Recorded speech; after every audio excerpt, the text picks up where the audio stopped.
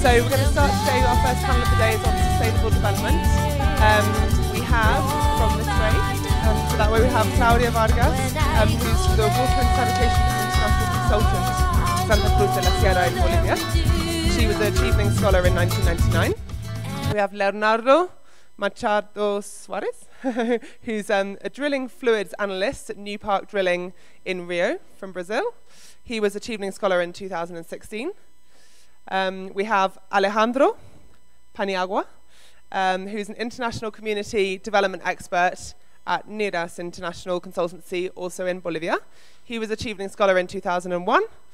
And at the end, we have Santiago Aparicio, who's a climate change advisor and a social entrepreneur here in Colombia, and he was a Chevening Scholar in 2010. And moderating for us today, we have Maria Alejandra Riaño, who's a policy specialist at the Nature Conservancy in Bogota. She was a Chevening Scholar in 2014.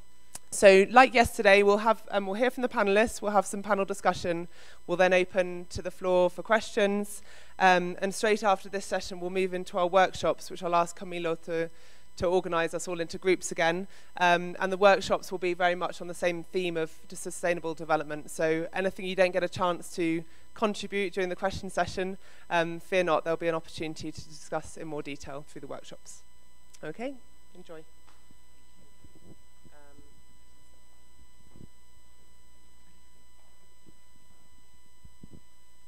Well, good morning, everyone. I feel honored to open the event today with such wonderful panelists. As was mentioned before, we will have interventions from each of them for around 10 minutes, and then we will start a dialogue with some questions that we have prepared to discuss among us. And finally, I would open the floor to the attendees to have the opportunity to hear some questions from you and to have a dialogue also among the panelists. So I will give the word to Claudia to start her presentation.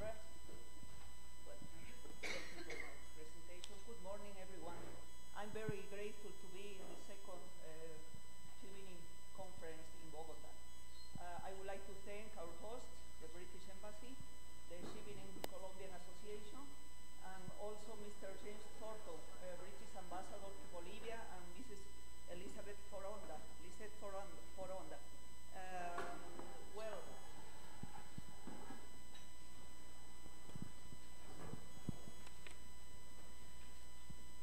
I will talk about water and sanitation in Latin America. Our situation is very complex, so I try to brief as much as possible in this presentation. As the Water International Day is approaching this next March 22, I would like to start with some thoughts about water. According to the UN, water is at the center of sustainable development. Also, the European Union thinks that water is a heritage. I like very much this concept, that water is a heritage that we should protect and defend for all. And there's a personal thought that I have, that is water is a blessing. We are blessed to have potable water every morning. I have that thought after living a hurricane situation in the Caribbean, where we had just one bucket of water every day to all our needs. In the international community, we are committed to reach the Sustainable Development Goal number 6, to ensure water and availability and sustainable management of water and sanitation for all. This is a very important challenge for our countries and also for all over the world. This goal has many targets related to water preservation, water conservation, but I will focus in 2 targets only. The target 6.1, to achieve universal access and equitable access to safe and affordable drinking water for all. And target 6.2, by 2030, achieve sustainable sanitation and focusing especially in women and vulnerable populations. well, I tried to show some figures of our continent based on ECLAC data. The ECLAC issued a report in 2015, and according to this report, we have 653 million in our region. And from this 653 million, we have 79% living in urban areas and 21% living in rural areas. So Latin America is under a very strong global urbanization process. Urbanization process that is creating pressing demand in water resources. Of this, this number of population, we have 35%, 35 million inhabitants lacking access to improved water services. Here you could see some pictures of these amazing women in my country fetching water for their daily lives. This is in the city of Cochabamba, in the outskirts of the city. This is an urban area, but we can see women still lacking of an improved water service. The situation with sanitation is even worse because we have 110 million without access to an appropriate and improved sanitation source. From that number, we have 20 million still practicing open defecation in Latin America. That's very ashaming, you know, for our countries, as we have a very better development and we are growing. We have economic growth, but still 20 million practicing open defecation. The challenges in our region, we should start saying that water and sanitation are human rights, and as long as the states don't fulfill these rights, there is a big social debt from our state regarding to these people that are still excluded and discriminated in the access to water and sanitation. Most of the countries have regulatory frameworks. Our region has remarkable regulatory institutions. In Argentina, in Chile, most of the countries have set regulatory institutions. We have an association, Latin American Association of Water Regulators, that meets every year to discuss all these water issues in the region and to find some solutions. Most of the countries have water and sanitation regulations, water and sanitation sectoral laws.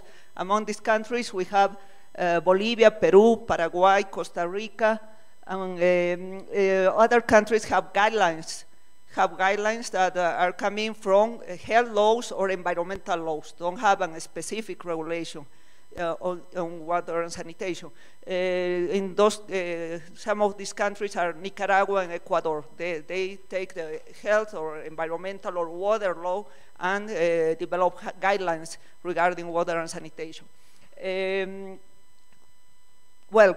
most of the regulation, connection to sanitation is compulsory. It's compulsory. Nevertheless, there's still a big gap between water and sanitation. This gap persists for different reasons. For instance, in my country, it's compulsory to connect to the sanitation network once the sanitation is available in front of your household. But many people are not connecting because of different reasons. Sometimes they don't have appropriate installations in their households. Other times the connections costs are very high. For instance, in the city of El Alto, the sanitation connection is about $400. So people are not able to access even if the sanitation system is in their doors. So it's a big issue to tackle in this sector. Regarding to sanitation and wastewater treatment, the region is still behind in wastewater treatment. The percentage, for instance, in my country, Bolivia, the percentage of wastewater treatment is only 30%. And all the other sewage goes without treatment to the water sources. Latin American countries are updating their plans. Most of Latin American countries are updating these plans, these master plans, and also water and sanitation plans in order to achieve the goal number 6. This goal number 6 is very ambitious. It's very ambitious because we are very close to the 2030. So most countries are updating the plans to achieve this goal. Chile and Uruguay are closest to the universal water service. The situation changes in the region. These two countries have almost universal coverage in both services, whereas other countries are changing their systems in small and intermediate cities from conventional to in situ sanitation. The in situ sanitation is gaining more importance in the region. Not only the conventional system with treatment plants and big networks, the inclusive and alternative sanitation is gaining momentum in the region. Bolivia still has a low sanitation coverage, maybe the lowest in South America. We made big efforts in water. We have 85% coverage in water services. From 2000 to 2012, we were increasing our coverage from 72 to 85. So that was a big achievement. Whereas in sanitation, we have still the lowest in South America. For instance, my city, the city of Santa Cruz, is the biggest in the country and the most important in the country with 2 million inhabitants, and has only 63% of sanitation coverage. You can see there the water treatment plant in Santa Cruz that is very modern, but just covering a 63% of the population. What are other measures the countries are taking? To reduce the sanitation gaps, Latin American countries are implementing new technologies. Among these technologies, we could quote the condominial system, widely used in Brazil. Brazil was pioneering this condominial system in cities, big cities. And we have also dry sanitation, sustainable sanitation, decentralized wastewater treatment plants. Here you can see the wastewater treatment plant in Cochabamba, Bolivia. This water treatment plant works with solar panels and with constructed wetlands that are new technologies different to the conventional sanitation that we know. There are also the use of dry toilets, the use of latrines, the use of in situ sanitation. One of the main problems our region is facing are natural disasters. So natural disasters are affecting widely our water systems, mainly in the Caribbean region. We are suffering from hurricanes, there are floods, there are droughts, so that's forcing governments to work in recovery efforts and to promote new sanitation and water solutions after a disaster situation. About climate change, well, I'm not an expert in climate change, but just briefly I could say climate change is a fact. In 2016, we live a very hard water shortage and rationing in La Paz city, the capital or seat of government of the country. Well, my country is very strange. We have a capital and a seat of government, two cities. The capital of Bolivia is Sucre and the seat of government is La Paz. So in La Paz, we had a severe rationing because of a drought and a climate change that is melting our water sources that are the mountain, the snow mountains in La Paz. So this climate change impact is reducing the water availability, and our cities are under stress. That situation is becoming common in some Latin American cities. There were many water shortage in Sao Paulo and also in Santiago de Chile. I was very surprised because Chile counts with very efficient systems. And to tackle this climate change, the adaptation and mitigation measures are gaining force. These adaptation and mitigation measures are different, come from reuse of wastewater. This wastewater reuse is becoming more a solution to help, for instance, farmers to irrigate their crops. In Cochabamba, wastewater is used to irrigate crops. In the world, we have an example in California where wastewater is reused in toilets. It is very important to have these measures. Other measures are the environmental services. These environmental services are being, Peru is leading this group of environmental services, Peru and Costa Rica in the region. The goal of these environmental services are to protect our water source. Even Latin America is the continent with more abundance of water, fresh water. We're blessed with fresh water in Latin America.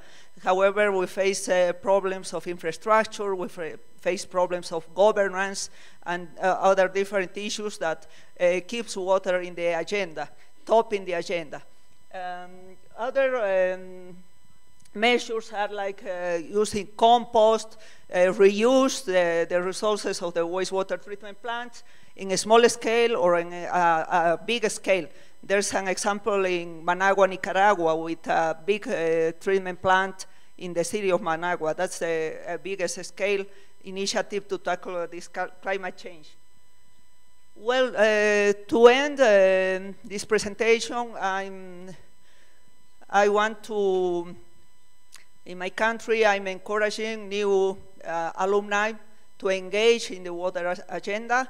And the Chevening alumni has many strengths and has many professionals working in sustainable development, in water, in environment.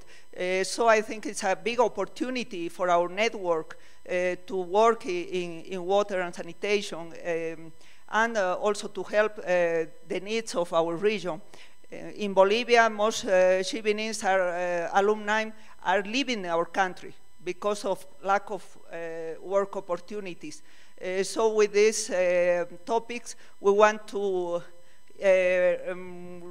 reorganize them and also to reinsert them in our country, to work in our country. Chevening alumni could form a knowledge hub or a knowledge node in these topics to help our governments and to help raise awareness in civil society about the water solutions. There are many water solutions available, so we could act as a kind of catalyst in our society to raise this awareness and to create consciousness on the importance of preserving water resources. Efficient water systems, technology, and water will contribute to more resilient cities. That's very important also. As our cities are growing, we need to have more resilient cities against these natural disasters and also bad policies. And the protection of water resource is key to sustainable growth and our country's development. Thank you.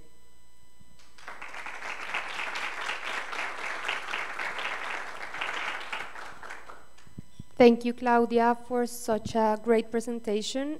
I think we are in Latin America indeed blessed with the amount of natural resources that we have and the amount of fresh water that is available in our different countries.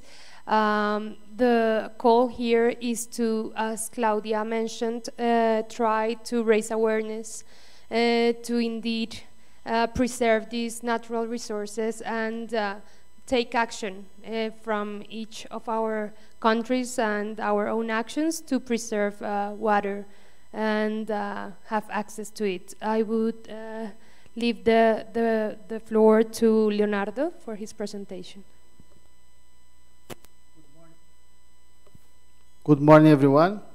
My name is Leonardo. I am from Brazil, and I work as drilling fluid engineer for an American company in Brazilian coast. I would like to thank you for having me here. and I would like to thank you for Chevening, not only for the award, but for pushing me out of my comfort zone. Today is my first time as panelist, so thank you. I was invited here to talk to you about energy. Energy is a very controversial topic, and some of you maybe will agree with me, and some of you will not agree, and this is fine. This is the way we achieve the superior performance and improve our standards of living. I have divided my presentation, this talk, in 3 main points. The first one is a global perspective of energy, a big picture of the current scenario. The second point is about Latin America and mainly Brazil, where I am from and where I work. And last point will be about my current experience in the oil and gas industry when I worked offshore for the last 6-7 years. So to start, I would like to give you a new. We are not running out of oil. I know we want sustainability, but we are not running out. Why? Today, 57% of the energy world needs is from oil and gas. If we add coal to this figure, we achieve 85%. This means we have less than 15% of sustainable energies, renewable energies. In fact, in the next years, we, in the oil and gas industry, we expect to receive an investment of about 25 trillion until 2040. So in 20 years, 25 trillion in oil and gas. And apart from that, we have a lot of countries that rely their economies in oil and gas, like Iraq, Iran, Venezuela. So we are not running out on the near future. It's undeniable that energies shapes our economy, our way of living, how we interact with people. Let's go for the history. Remember, life was one before fire, life was one before coal and steam engine, and life was one before petroleum. To have this resource in our region can be a blessing and can be a curse. Why? This is prudent. We need to manage this prudently. Why? For example, Norway. Norway is an example of how this works in fact. They didn't have any perspectives on that. They were a very, not poor country, but limited country. They have used these oil and gas revenues to improve their standards, and today they don't care about oil. They have a fund about trillions, so they don't need to work about oil price, about these governance issues. They are okay. On the other side, we have Ghana, for example. Some years ago, Ghana received some millions in revenues, and they did what they don't have to do. They spend the money. They didn't use the money to improve their society. They didn't invest in education. They didn't invest in health, in infrastructure. And today, they are a poor country, but they had the resources. So this is, we need to manage these resources prudently. I think the key word for here is management. Bringing to South America. Do you know what is our strength as a region? She said, natural resources. We have oil, gas, minerals, water. We have all. We need to use this in order to advance, in order to improve our society. I have some numbers here just for you to understand. 33% of the potable water is in South America. In Brazil now, we are producing a lot of oil, but we are increasing our renewables energy. In fact, now we are the country which is more close to the COP21 goals. We are increasing our, agriculture. In Brazil, in our region, we have vast amounts of agriculture. In Brazil, we can produce corn, soy, during the whole year. So these commodities are very important to us. Bringing this to Brazil. Do you know Brazil has 45% of our energy needs is from renewables? The average on the world is 16. We are on the 45%. We produce now 3 million barrels per day of oil. But we have a huge potential in solar, in wind, maybe tidal. We have a lot of these things. Do you know in Chile, we can produce, the potential of Chile is to produce 100% of electricity we need in our region. It's possible. We need to plan this, but it's possible. The thing is, oil and gas, renewables can work together. Years ago, we have oil. Our next phase is renewables. But this period in transition, we should work both together. I think the revenues from oil and gas is to use to improve our renewables energy. We have the energy, we have the resources, we have the personnel, we have the technology. Why not? Why not? It's possible. Bringing from my experience in the oil and gas sector. Some years ago, we had very toxic, I work as a drilling fluid engineer, so I'm responsible for we call mud during the drilling process. Mud is basically divided in two types, oil-based and water-based. So our products now are biodegradables. Some years ago, they were toxic. In oil and gas now, in oil mud, we changed our base mud. So we were using paraffin, now we use olefin, that is less toxic to the environment. In production, for example, we produce gas associated with oil. This gas we are using to maintain the platform running and to inject oil back to the well to improve our production. So in the oil and gas, we are trying to work in a sustainable way. And to conclude, I have a question for you. There is some studies that suggests that in 2045, 2050, we will add to the world's population 1.5 billion people. What this means, we will add an extra China to the world. My question is, how we supply energy for these people? How we feed these people? This is the future. To be honest with you, I don't have this answer, but I know the answer is related to education, technology, and South America. Thank you very much.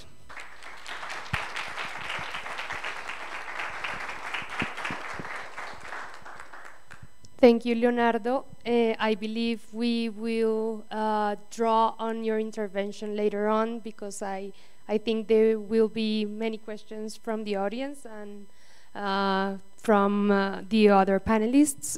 What I would like to highlight the most is the importance on always having in mind the potential that we have in our region to explore other types of energy while continuing taking advantage of the ones that we already have, but always having in mind that there's a need to start thinking about transition and complementarity between the different energies that we develop and that we possess in our different countries. I would like to give the word to Alejandro.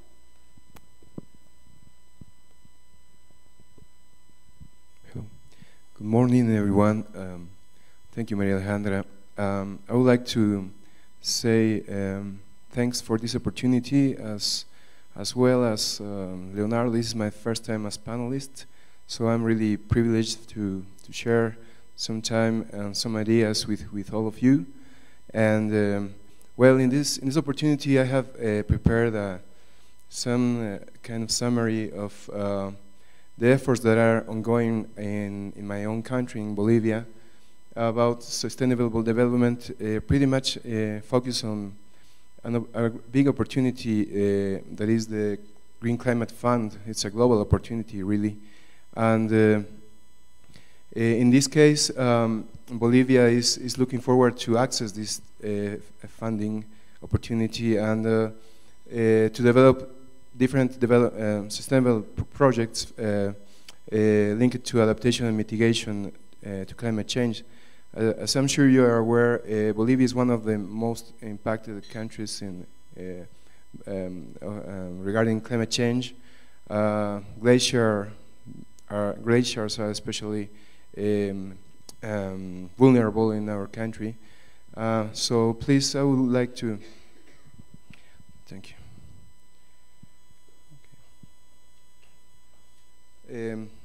This presentation has two parts. Basically, the opportunity of the GCF funding and how Bolivia as a country is engaging to this opportunity.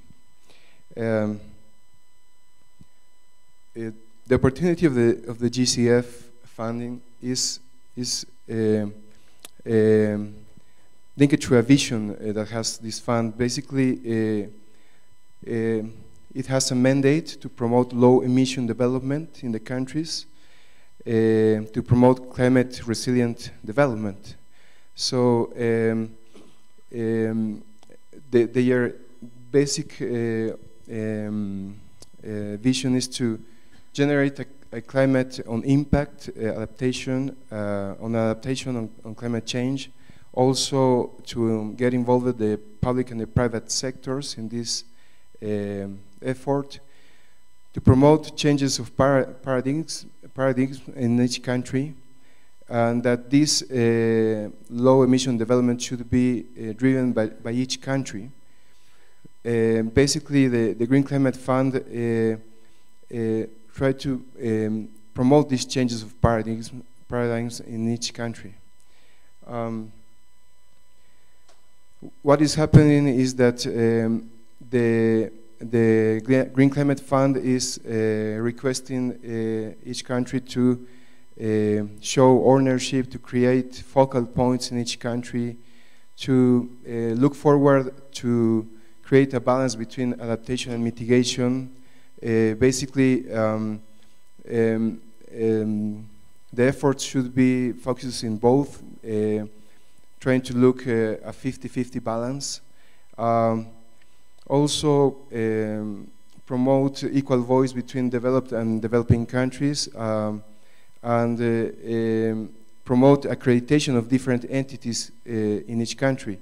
Basically, this means that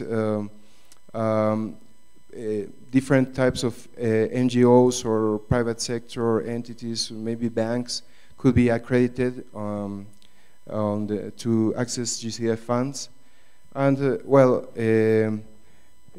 this should be the largest dedicated climate fund globally.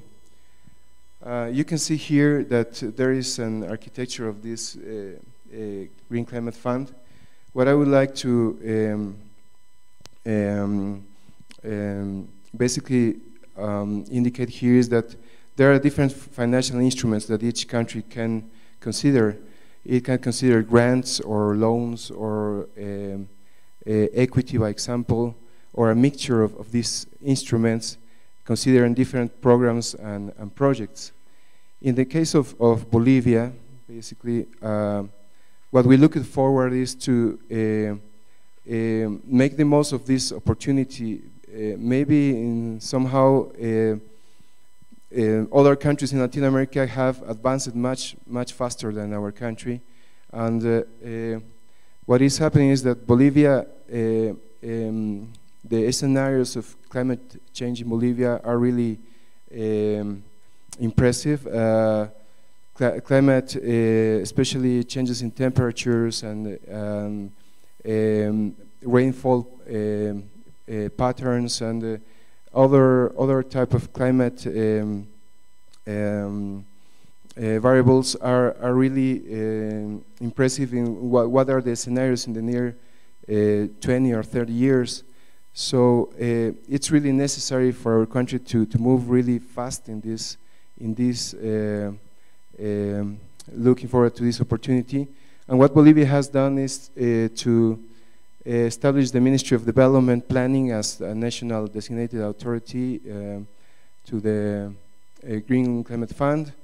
It also has shown an engagement as developing a country program that is focused in 3 sectors, basically water, thinking about water availability for cities and also for irrigation projects.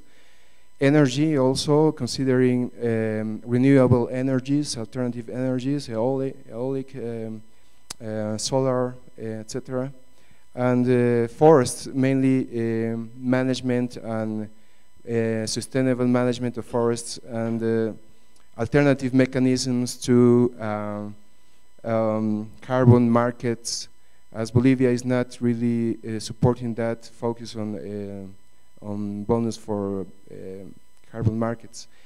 Also, an entity for accreditation has been defined. It's the case of the Productive Development Bank of Bolivia. I'm working actually for this development bank, and it's I can tell you this is a very hard process. It's a long process, considering that there are 7 areas for accreditation, and I have visited 3 entities here in Colombia, and for them it took 3 to 4 years in the accreditation process, and they will finalize the accreditation this year. So it means that at least in this case 3 to 4 years is a realistic time period for this process. 2 weeks ago, or maybe less, there was a conference of the GCF here in Bogota, and they explained that they were in a process of really defining what are their requirements. That's why they have changed many requirements in different from 2004 to 2018.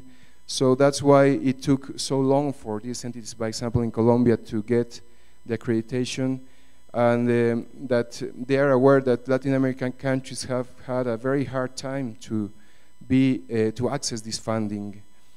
So they have a commitment to support to reduce these barriers or these constraints that have not helped these Latin American countries to access the funding. Actually, only 9% of the funding is located of their global funding to Latin America. So they are aware that that needs to change, because this is the region maybe that has the lowest access of the overall regions in our globe. So it was quite interesting that the president of the GCF and other representatives, now they are looking forward to support Latin American countries to have a more accelerated access to this funding. And obviously it is very important to develop projects after the accreditation, because Bolivia is at the same time moving forward on the accreditation, but at the same time developing projects to submit the proposals as soon as the Productive Development Bank is accredited. And the last part that I would like to mention is that basically in this meeting that it took place in Bogota a few days ago, the GCF has established that for them it's very important to have regional or multi-country programs. That's an expectation of the GCF. There's an experience in Central America with the investment, the economic, well, a bank in Central America that has developed a regional proposal for the Corredor Seco. That is a region, I think, that considering 3 or 4 countries in Central America. So maybe there is room for other Latin American countries to develop multi-country proposals. We had some thoughts yesterday with some colleagues here, thinking about sustainable tourism, by example. That could be an interesting opportunity for countries in this region, as there is a high interest in the Global Climate Fund for those type of projects on sustainable tourism. Also, another opportunity I think is to now there is this 9% of total funding that has been that is the total amount of funding for Latin American countries. This has to change rapidly, and I think there will be support from the GCF to Latin American countries to accelerate the funding of projects and programs in this region. And also, maybe there are opportunities for partnerships between entities that are accredited in our countries, or entities that have very good ideas on projects linked to climate change. And maybe this could be an area where Chevening alumni could have a role thinking about how we can propose innovative projects for our region. Maybe one project could be sustainable tourism, but other types of projects may be linked to energy or to water, as Claudia mentioned. Maybe there could be a role for our Chevening alumni associations in each country to discuss these type of topics. So this is my contribution. Thank you.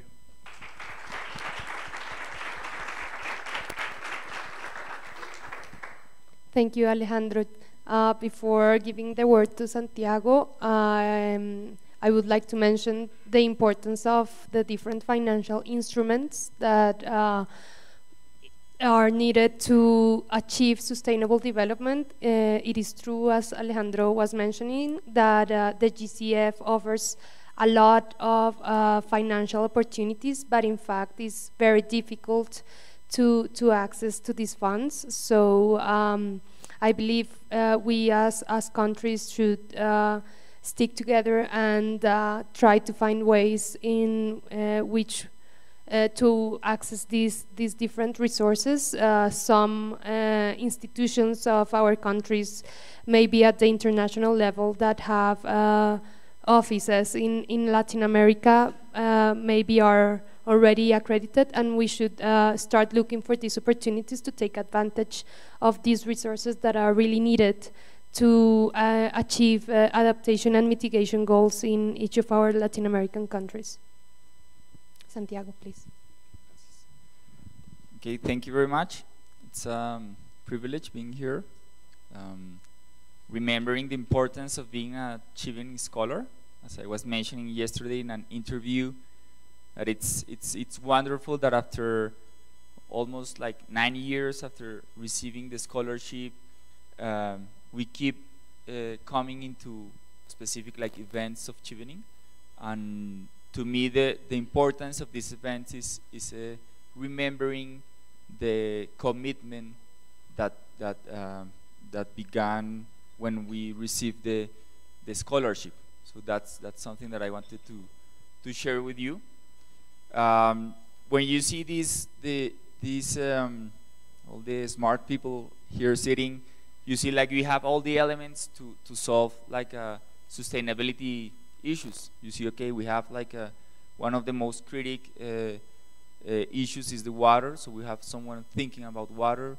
We have other one thinking about energy, and with a prospective perspective. And we have also an expert that manages like financial instruments of how we can mobilize climate finance to really like make operational all those great ideas. But you began seeing and you began thinking, so what's missing? And the what's missing is what I call like the real sense of having a human scale of the solutions. Yeah, if we can have another seat there, we can sit there as someone that would be thinking about the human scale of the solutions, how we can really begin building sustainable development by thinking it in a human perspective, not thinking it only through numbers, through statistics, through instruments, through prospective scenarios, but thinking about like the people that is in the ground. I want to share with you a story and an experience I have when I was entering the British Embassy 2009 to make the interview for the scholarship.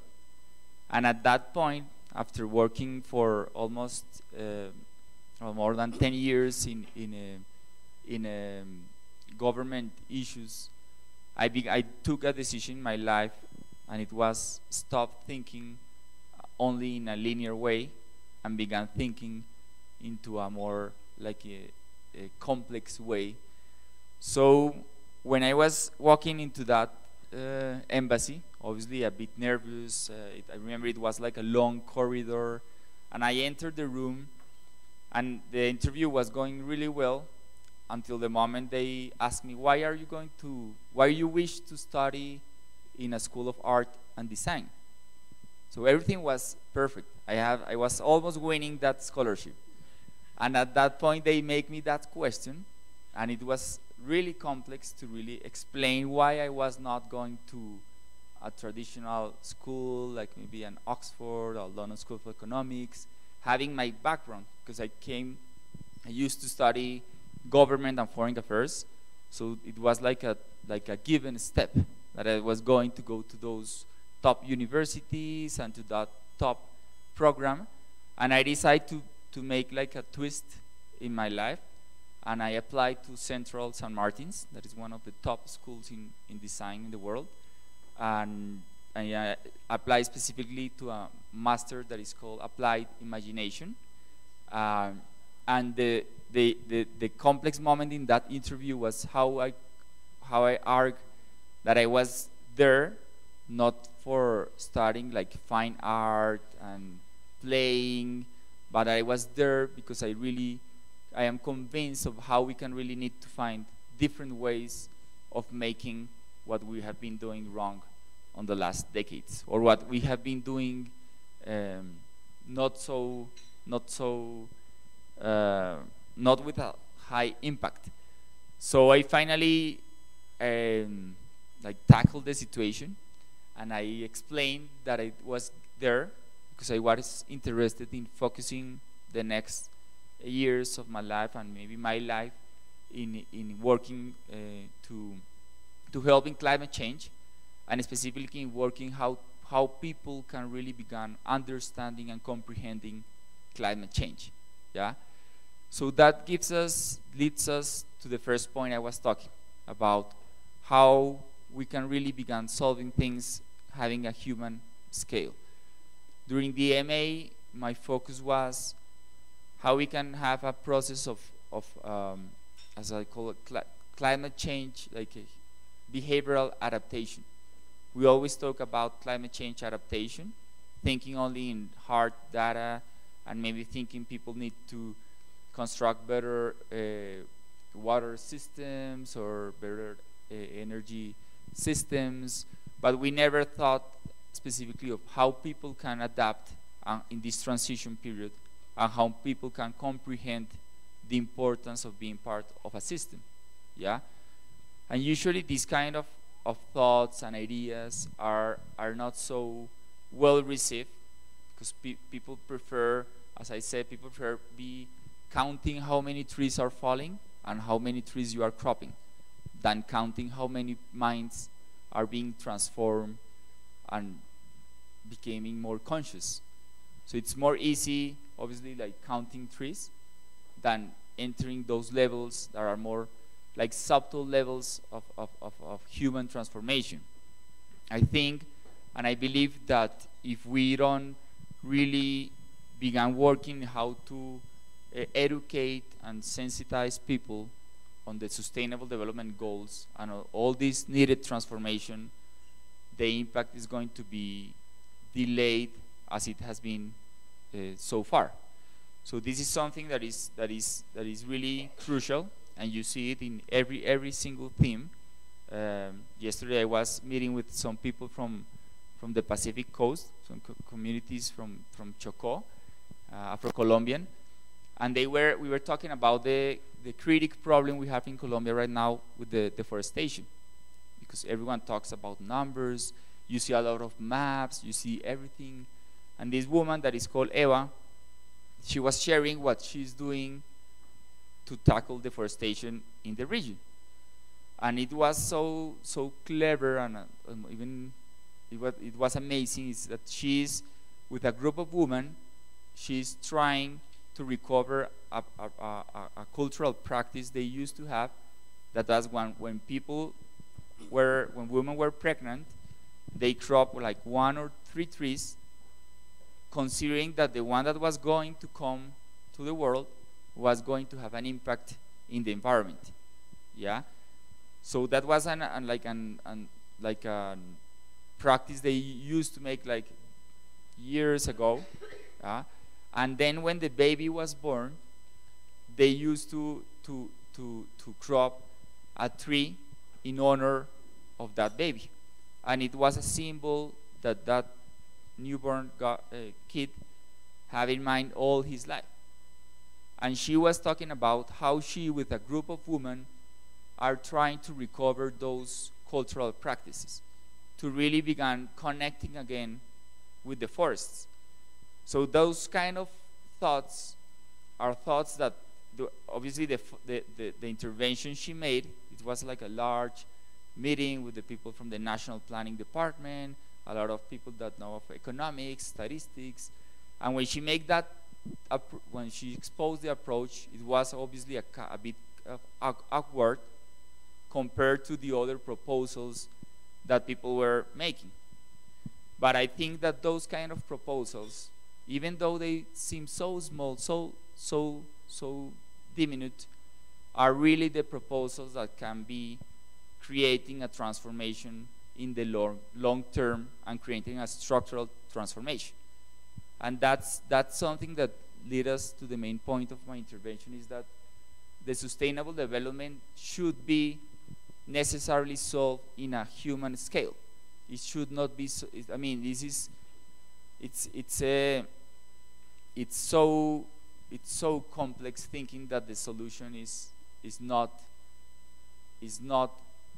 one by one, yeah, and that's, I think, in my perspective, is one of the main like lacking points. Thinking that the solution should be always massive, should be always like in large scale, yeah.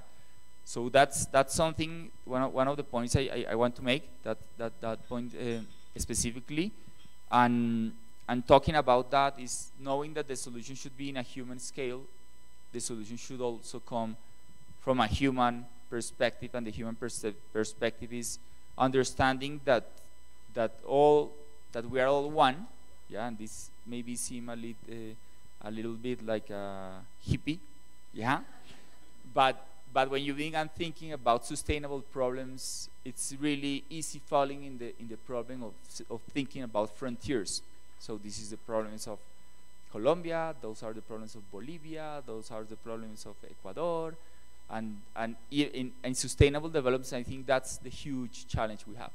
How we can begin like blurring the frontiers, yeah, understanding the problem is a problem of all, and summing efforts to solve them.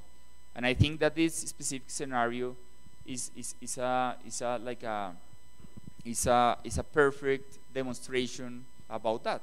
How we can meet together, obviously sharing a specific thing, that is that we have a scholarship, the same scholarship, but thinking about how we can like really raise the frontiers and think as a whole team to see how we can tackle the challenges we are facing today. Okay, thank you.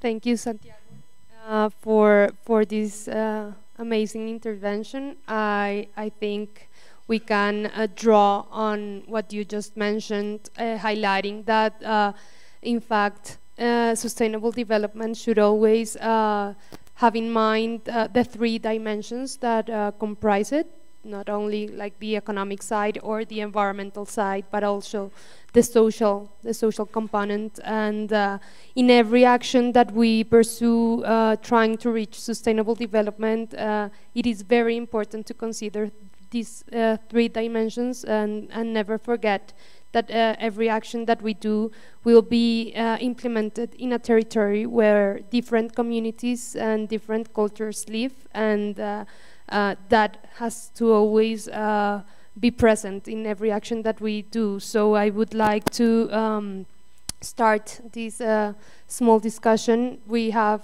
20 minutes, so I would ask each of the panelists to be brief in their interventions so that we can have time to give the floor to the attendees. I would like to ask to all, how can, from your perspective and in your country, really promote actions that bear in mind these three dimensions of sustainable development, and we can successfully reach an inclusive economic growth, but also live in harmony with nature without being hippie, as Santiago mentioned. But it's important, like, to start thinking, what would you say are the main efforts to effectively live in harmony with nature, but also achieve inclusive and sustainable growth in our countries?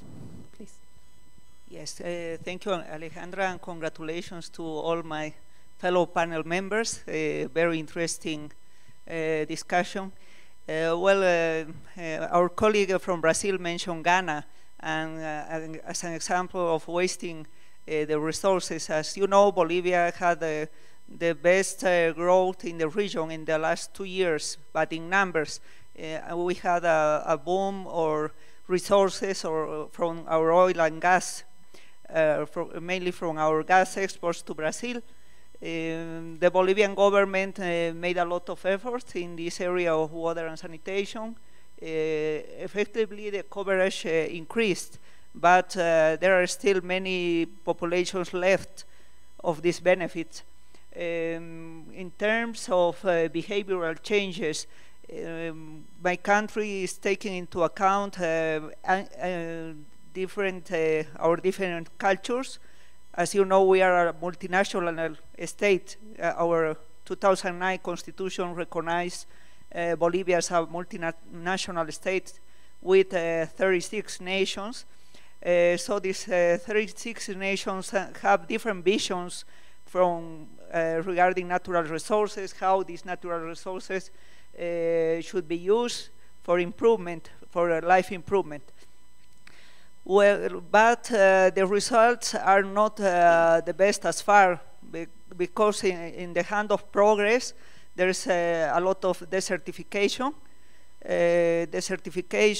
deforestation, pollution of our water resources. Now some debates are raising about the energy dams that are planned to build in the country that may affect local communities badly and the rainforest. So this society, the civil society, is being more aware of these issues and participating in debates. As alumni, we could help giving guidance, education. I agree deepest with you, Alejandro, from Colombia, in the behavioral changes. That is very important. But we need data, and we need a foundation to support these behavioral changes too. And so the Chevening, we are a good source of technical knowledge to help these communities to find sustainable solutions. Hi. From my point of view, I think we will achieve sustainable development only with cooperation. We need to work together. We have no space to work as each country or each region. We need to work as a unit, as a team. And my perspective is we need to invest in education, because the sustainable development, we are trying to achieve it, but it's in the future. Are our students prepared for that? Are our students prepared for problems we don't know that exist? I think we need to bring the society, we need to discuss, we need to share expertise and common goals, and try to solve at least our common problems from the beginning. And after this, bring society, give them education, give them the source to understand the problems. I think it's that.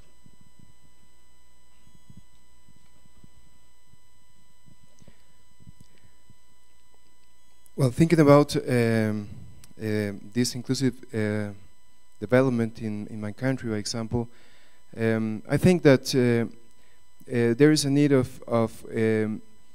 very good coordination and articulation between different instances in the public and private sectors. Somehow there is not a very good communication, not even in the within public sector institutions.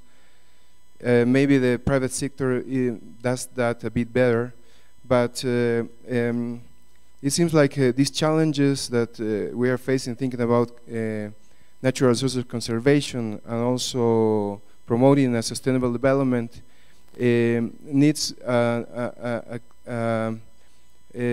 very clear agendas between the public and the private sector. By example, in my country, we are looking forward to develop several, to make the most of several opportunities, as the one that I mentioned, the Green Climate Fund. However, there are a lot of delays, a lot of lack of communication, and I think the leadership should be also a key factor, because some institutions need to be really the leaders in this type of process. No, I think we need some champions that will move forward these agendas, these coordinations, this articulation between the public and the private sector, and also to look forward to other countries, as my colleagues mentioned, as I also mentioned in my presentation. I think multi-country or regional efforts are also needed, now, so that we can learn from each country, learn what have they done, learn their experiences, and also share what could be done and develop new experiences together, sharing these processes. Thank you. At this point in the presidency, is Mr. President Santos meeting with the ministries, talking specifically about sustainable development goals. And so we have, since the beginning, the president as a champion of the SDGs in Colombia. But I think that even though we have been making a lot of efforts and we are creating a public policy focused on specifically on SDGs, I think that we have lacked a really good strategy for really engaging different stakeholders that should really hold the SDGs. So I think that has been like a problem we have had in the country, in this theme and in other themes, is thinking that the government is the one that is going to solve all the problems. So it's like always that like patronizing attitude from the government, that even though the government says it should not be like that, they make actions sending those kind of signals to the different stakeholders. The other day I was talking with a friend that is the sustainable advisor, one of the 5 largest companies in Colombia, and she was telling me how impressed she was because the CEO of that large company, he didn't knew what was the SDGs. And my friend was really like in shock. She said, how come this SDGs is everything? SDGs is life. Everything like moves around SDGs.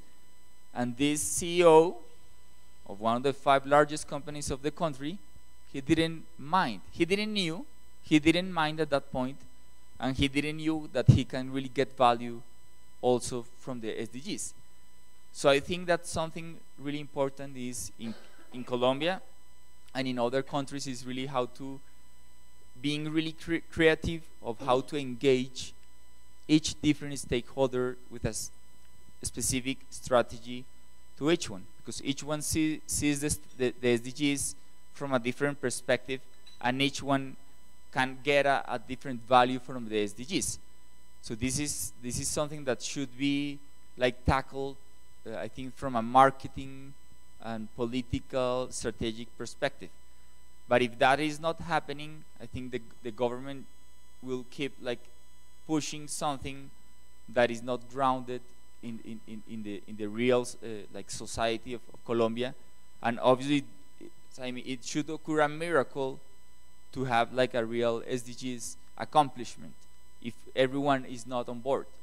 So I think that would be like an important point that we should make, and maybe if in other countries it's not happening, we should also replicate that.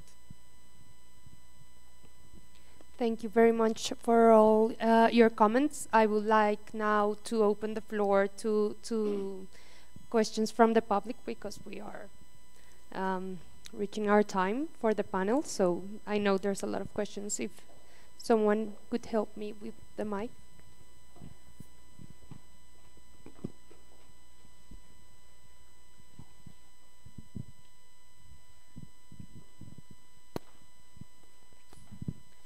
Hello, good morning to all. Thank you all for all your valuable interventions. I have a very specific question, especially for you two, Claudia and Leonardo. Everyone can speak, but it's about your topic. So I want to contextualize like a little bit my question in the Colombia situation. I used to live in one of the moorlands here close to Bogota. 80% of the water from that moorland is coming to Bogota, and then the rest of the towns nearby, because of lack of technology especially, they are like left behind. In many situations, even though we were living in the moorland, we were without water, because we were a rural population and because we were not like as important as Bogota is for the country. So now, the previous year, fracking was approved here in Colombia as for extraction of petroleum and getting energy. I want to ask both of you which policies and specifically which interventions should be made for protecting the vulnerable population, and specifically the rural population that live close to the moorland, that is going to be affected because of the water pollution and because of the lack of technology. They are going to be left behind without water. Thank you for your question. The main recommendation will be to work in integrated water resource management view. There are important programs now, one from the CIF. We have a colleague from the CIF here in our group that are working access to water resources. But without this basin management logic in allocating water resources, the most important thing is work in a basin plan. How the basin will benefit rural, urban areas. This urban-rural is generating many water conflicts in our continent. The urban population are taking more and more water, whereas the rural is being neglected even when the water sources are located in their places, in the region. In the case of Colombia, I would recommend to work more in these alternative technologies. 2 years ago, I was in the anniversary of the Regulatory Commission in Colombia, the CRA, is the Comisión Reguladora del Agua, and I made a presentation about alternative technologies. And that was interesting for them as a solution for rural areas, for the rural. Your other question also about fracking. In Bolivia, we have mini fracking. Fracking is starting in the country, and it's a big concern for environmentalists, as fracking is using a lot of fresh water in this activity. As my colleague mentioned, we need energy in the region, and this fracking is gaining force and probably affecting our water sources. Thank you. From my perspective, I think, I don't know which company was exploring the area, but we don't have fracking in Brazil for now, but I think this company wants to invest in this region. They believe they will find oil, gas, whatever. My perspective will be, can they implement some technology in this region to supply water for these people? I think this is the responsibility between governments and the company. I think it's specific. This is happening all over the world, but to be honest, in this specific case, I will translate the problem for the companies.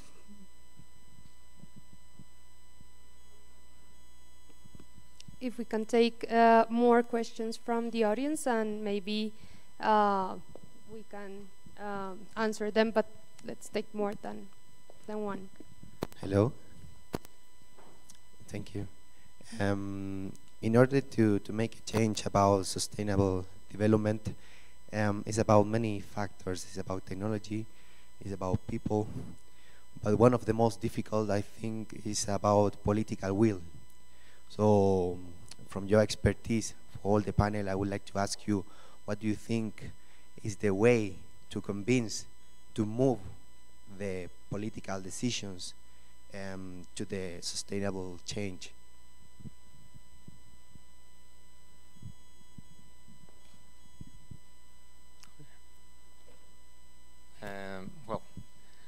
Sorry, but I'm gonna make like a little intervention from the Mexican experience, and I'm gonna take this discussion to the point of how, as a Chevening alumni network, we can push the sustainability forward in the region. As some of the panelists mentioned, like in 2030, we are going to be living in a 9 billion population in the world. That means 30% more water, 40% more energy, and 50% more food to supply to this population. This implies a big challenge, particularly to the Latin American region. As you said, like, we have plenty of resources, but resources are not managed alone. We need cooperation, and it's very important that you pointed out that we can provide a lot of input from the Chevening community. So, as an example, when I came back last year, I did my research on the water, energy, food nexus, which basically means breaking the silos of conventional thinking and see how from the water sector you can help the energy sector, or from the food sector you can assess water and energy. So the important thing here is that one of my friends, I'm from Mexico, and one of my friends from the master is a Chevening scholar as well from Chile, Santiago, Francisco Ruiz, and he called me from Skype, and I said, like, what's going on? And he told me, hey Dante, listen, in Chile there's the Newton Fund, you know, from the UK. And I said, yes, of course, the Newton Fund is like a highly competitive research fund. Well, the thing is, what's happening here in Chile is that we want to push forward the nexus thinking. So why don't we apply together? Because when we were awarded this scholarship, a group of people thought that we could change the world, and we can change the world together. So why don't we take this initiative forward? So we applied to this research fund. I'm not sure if we are going to win it, because we are competing in the major leagues, and it's hard, and the challenge is very big. But the point I want to make here is with very small steps we can take action towards moving sustainability forward in the region, because what we are planning to do is basically develop a set of tools to implement the Nexus in 3 countries, which are Mexico, Brazil, and Argentina. These are going to be our case studies at the beginning, but we plan to make a spillover in the region. So I made this point just to point out that we can cooperate, and we don't need to like build platforms necessarily speaking. We can take small actions together and take advantage of our experience in the UK and experience in our network, and that's it.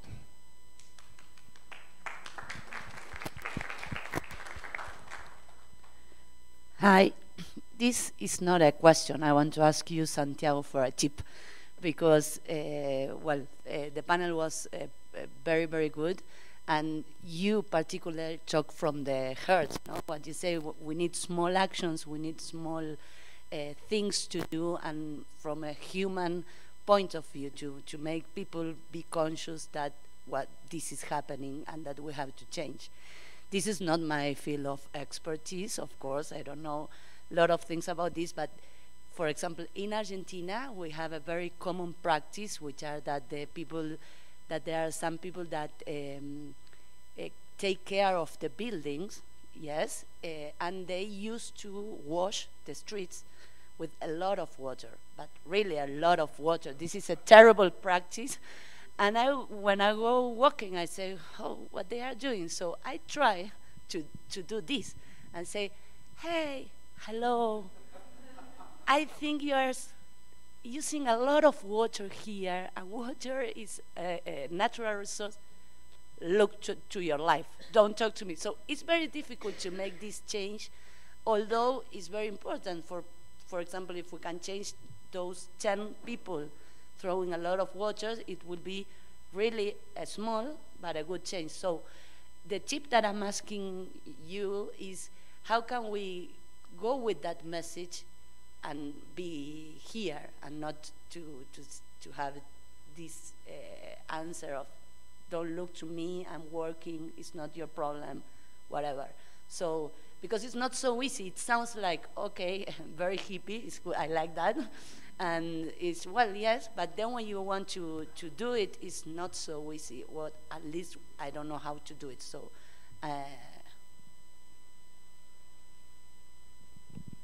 Okay, I think we can start answering the questions.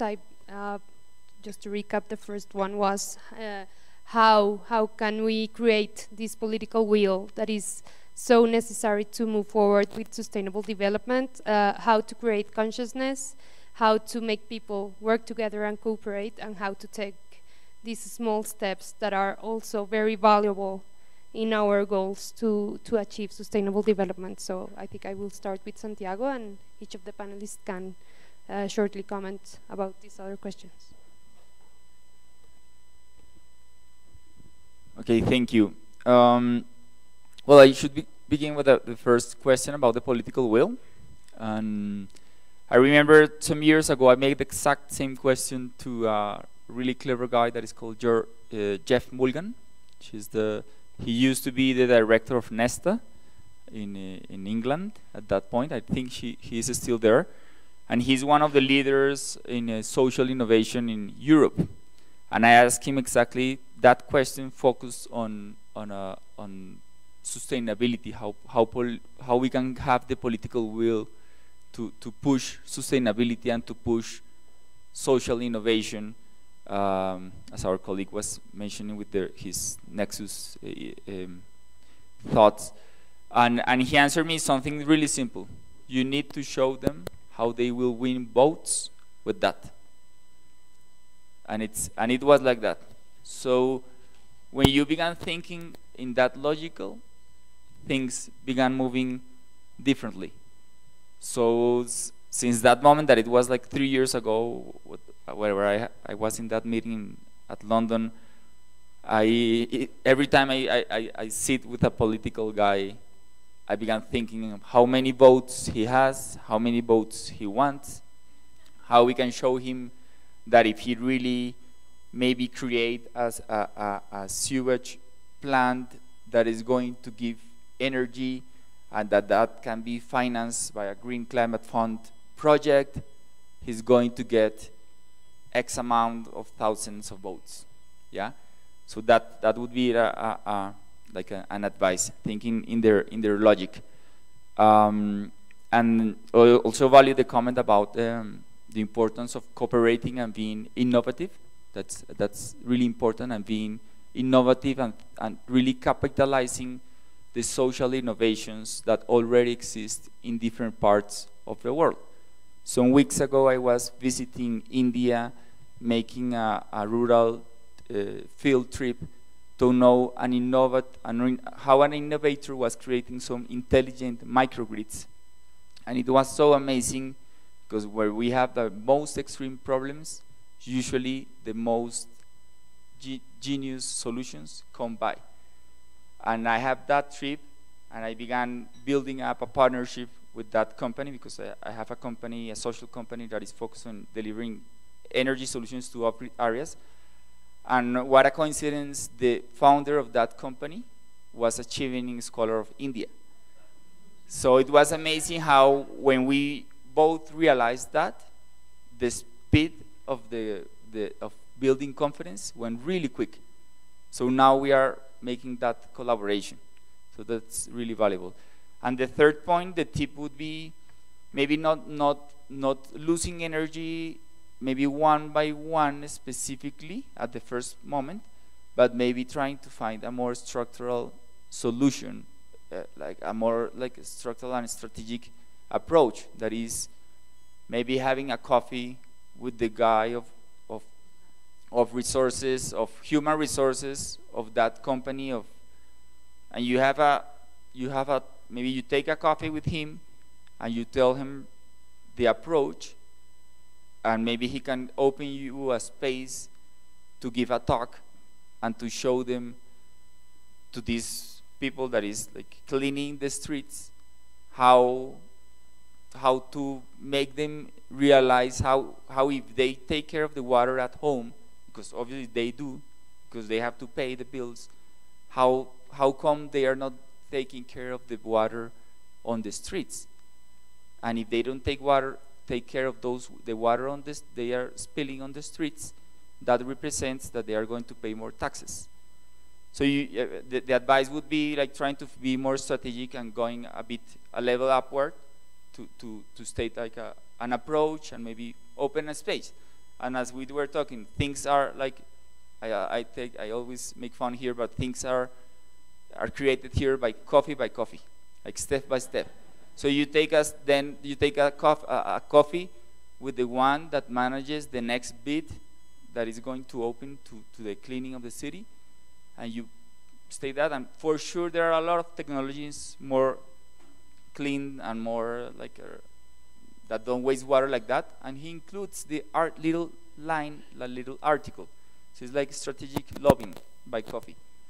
Okay. Well, I can also add. I think that the strategy of this nice coffee meetings is very useful, really, also in Bolivia. In my case, I had many unofficial, let's say, meetings with different vice ministries in different areas, and it helped me a lot to have this more relaxed conversations, and try to understand more what they are thinking about, and show them how they can achieve what they are thinking about through working with through our organizations. In their cases, they are policymakers. They think about the regulations, but on our side, when I was talking to them, I showed them, well, we are going to be the implementers of these policies, of these programs, of these projects. So trying to show them how they can gain a lot supporting our ideas to so that we can implement on the field what needs to be done, and get the results that they are looking forward. Obviously, they think about votes and this type of things, but I think they allow us to we try them to buy our ideas and then move forward these ideas. Our Argentinian friend raised a very important point about awareness and consciousness of the use of water. In our country, there are programs of environmental education, and I think we should increase these programs, creating water aulas, even water museums, to make people understand the importance of our resources. As we waste water, we are wasting our future, is what I think, what I strongly think.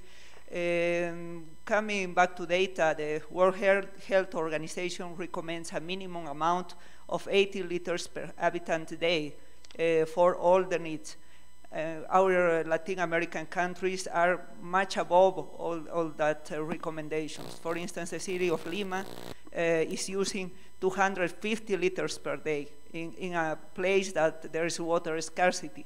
So we need to create more consciousness to raise this awareness to reduce the misuse of this important resource.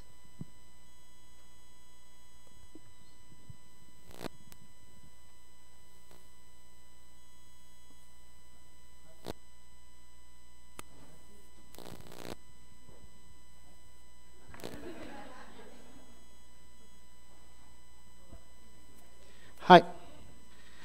I think to answer our question from our friend from Chile, in Brazil, actually, we are trying, the same as Santiago said, we need to provide a system that it's a win-win situation. We need, I will invest in your country, but I want my profit. We need to create system, and this is the job of the policymakers. They are in a very big trouble now. We need to provide this. For example, in Rio, we are importing equipment for the oil and gas industry. So to bring these equipments, they are very expensive. We decrease our taxes, but in the opposite side, we said, look, we'll pay less taxes, but you will train our guys here. So it's a win-win. Everybody wins with the situation. I think it's, with cooperation, I think this is the way to achieve. Thank you all. I believe we are running out of time, so I would like to, I know there are a lot of questions, but I believe if they say we have more time, I can open the floor to for maybe 2 more questions. But yeah, we have about 30 minutes until the break, and during that time we're going to do the workshops. So I think we could have 5 more minutes of questions, but just 5 more, so quick questions, quick answers, and then we'll move straight into the workshops before the break. Okay.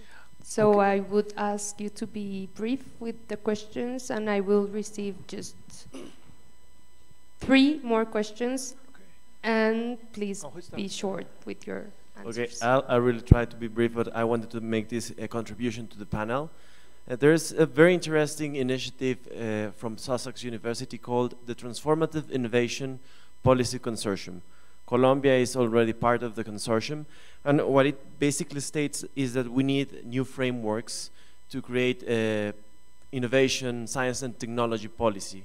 And it talks about socio-technical change. So it's really relevant because it states that we also need to create as a region or as countries to create new narratives toward sustainable development. So it's very interesting because it also tries to understand which are the practices, the local practices, the regional practices, which are giving results, and how can we learn from those practices at the niche to build this new framework of new innovation policies. And it talks about experimentation, and I believe that if we talk about sustainability, we need transdisciplinary approaches, and we need a lot of experimentation to start thinking and acting in a different way. I just wanted to put this on the table because it's really interesting to push these initiatives such as the Transformative Innovation Policy Consortium. Today there are 7 countries. It's Colombia through Colciencias, which is working with Sussex University and different stakeholders, local stakeholders. Mexico through CONACYT, but there are also some countries like Finland, Norway, Sweden, and now China has got into this consortium. So I believe it's really important to start knowing more about this initiative and experimenting and building this experimental culture in Latin America. Okay, mine will not be a question. It's just a sharing with you. I heard today the word education, that we have to educate people about consumption of water, for instance. It's very interesting to hear our colleague from Argentina to say that people wash the sidewalk with water. That's very common in Brazil as well. But on top of that, in Brazil, if you live in an apartment, you do not have an individual bill for your water. The water is shared by everyone.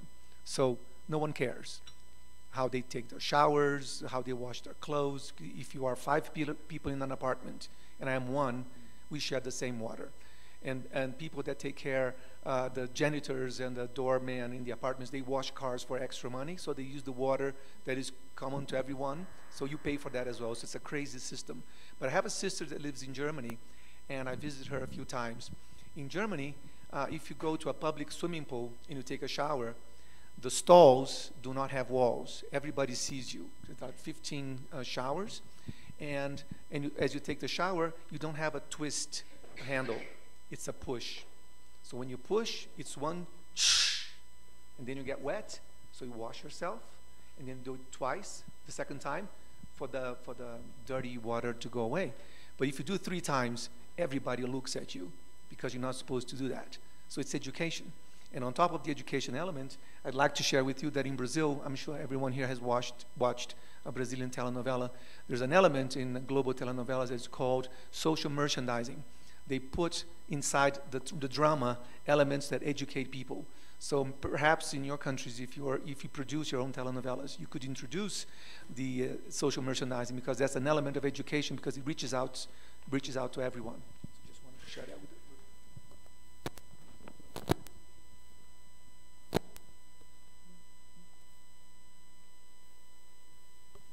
Hello, sorry. My question is, it goes a little bit with the experimentation, but more from a social point of view.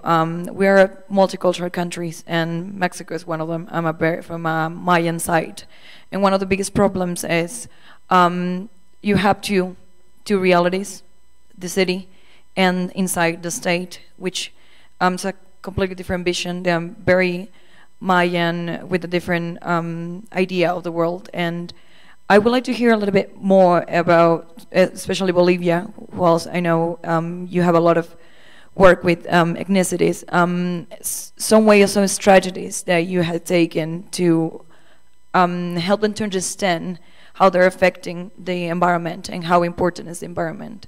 Because that's one of the hardest things that we have found, especially because in Mexico there is a lot of funding for science, technology, but not much for social science and understanding.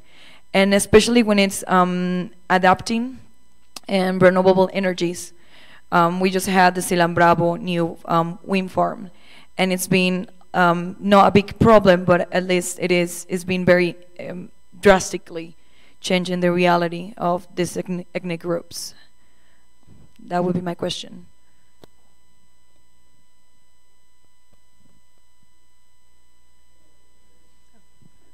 Okay, so. Thank you for these important contributions, maybe mainly for the Sussex University initiative. Coming back to local knowledge. In the Andean cultures, water is a human being, is considering a human being and has his own life, his own rights, his own achievement. Water is thought as a human being. And in my country, we're working under this logic. However, not all the local practices are environmental friendly. For instance, in irrigation, many farmers are using the Spanish laws from the colony. The young communities upstream are using more water and leaving communities downstream without this resource. So local practices should be studied, should be taken into account, but also be integrated in what our goals state, our sustainable development goals. some other contributions about the new challenges of urbanization. These horizontal properties are being more and more common in our cities. We have these mega cities in Brazil, for instance, Sao Paulo. I heard that here in Colombia also horizontal property is growing and growing more. And for water companies, it's very difficult to manage this horizontal property in terms of water consumption. Some water companies are implementing policies to, since the building of these edifications, trying to have separate metering for any apartment. That's one policy, but it's costly. Many colleagues in the water sector mentions that water will disappear. I disagree. I don't think water will disappear, but the cost will be increasing from time to time. We will have more costly water, less water at higher costs. So we need to be more efficient and more aware and be conscious of how much water we're using. In my talks at local universities, I also recommend to check our water bills every month to see how our family is using the resource. Thank you. Well, I think we can close the panel with this final intervention. I would like to give a round of applause to these amazing panelists, please.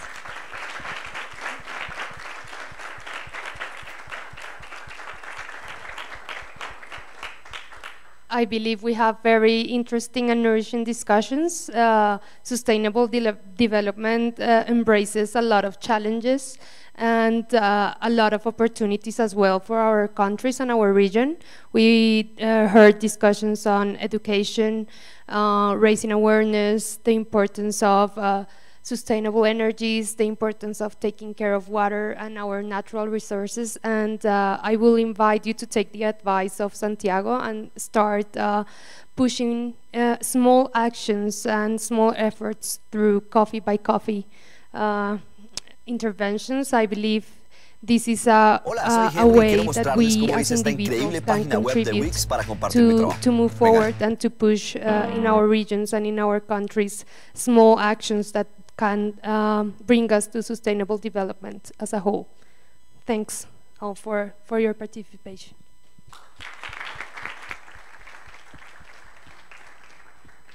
Thank you very much. Thank you very much, Maria Alejandra. And the panelists. That was really interesting and really interactive again, so thank you very much to all of you for your interest. So I'd like to ask you all to get into the groups for the workshops now. There are 8 groups again. Each one has got a facilitator. Their name is written on the paper, so facilitators, please find the right piece of paper. There should be 4 or 5 people in each group. So can I just please encourage you to be decisive and just go to one flip chart and make sure there are 4 or 5 people in your group. Of course, if you want to run out to the bathroom, feel free, grab a quick coffee, but I'll encourage you to come back as quickly as possible because we have about 15 minutes, at which point I'm going to ask you all for feedback, and then we'll have a break, proper break. Thanks.